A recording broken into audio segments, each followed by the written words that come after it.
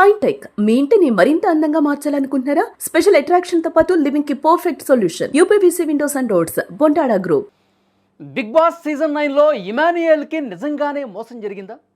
Cup గెలుస్తాడు, top 2లో పక్కా ఉంటాడు అనుకున్న ఎంటర్టైనర్ని చివరి నిమిషంలో కరివేపాకులా తీసేశారా?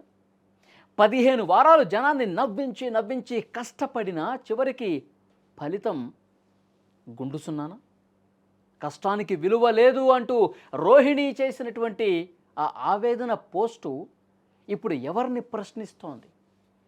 అసలు ఇమాన్యుయల్ ఎలిమినేషన్ వెనుక దాగినటువంటి అసలు నిజాలు ఏంటో ఇప్పుడు చూద్దాం.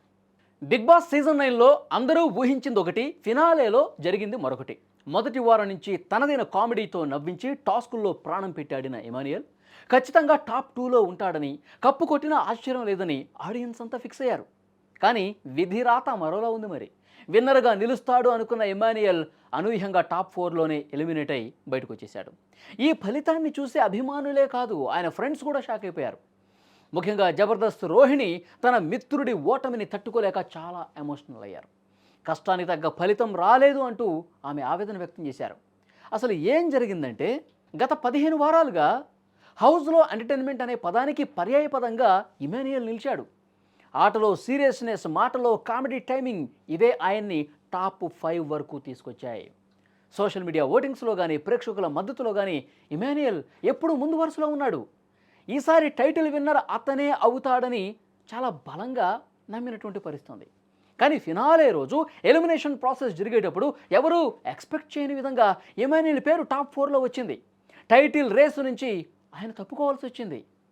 ఈ ఫలితాన్ని చూసి అభిమానులే కాదు, ఆయన ఫ్రెండ్స్ కూడా నిజంగా షాక్ అయ్యారు. జబర్దస్త్ రోహిణి తన మిత్రుడి ఓటమిని తట్టుకోలేక చాలా ఎమోషనల్ అయిపోయింది. కష్టానికి తగ్గ ఫలితం రాలేదు అంటూ ఆవేదనగా మాట్లాడారు. తన స్నేహితుడు గెలవకపోయినా కనీసం టాప్ 2లో కూడా లేకపోవడంతో రోహిణి నిరాశకు గురైంది. సోషల్ మీడియాలో స్పందించింది.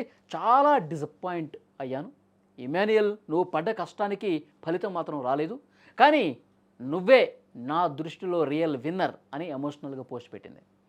ఎంటర్టైనర్స్ని జనం ప్రేమిస్తారు, కానీ ఓట్లు వేసి గెలిపించే విషయంలో ఎక్కడో చిన్న తేడా జరుగుతోంది అనే ఆవేదన ఆమె మాటల్లో స్పష్టంగా కనిపించింది. ఆమె పోస్ట్ ఇప్పుడు ఇమాన్యుయల్ ఫ్యాన్స్ మనసుని కదిలిస్తోందండి. అంతేకాదు, రోహిణి చేసిన ఈ కామెంట్స్ ఇప్పుడు వైరల్ కూడా అవుతున్నాయి. నిజమే కదా, సీజన్ మొత్తం అతడే నవ్వించింది. ఎక్కడ ఏదో కొంచెం గుంభనంగా ఉన్నా, కొంత నిర్లిప్తంగా ఉన్నా, నిరాశ నిస్పృహలో ఏదన్నా సీన్లు కనిపించినా అక్కడ వెంటనే ఏదో ఒక జోక్ వేసి నవ్వించి ఇటు టీవీలో చూస్తున్నటువంటి లక్షలాది ప్రేక్షకులను కూడా నవ్వించాడు అతను.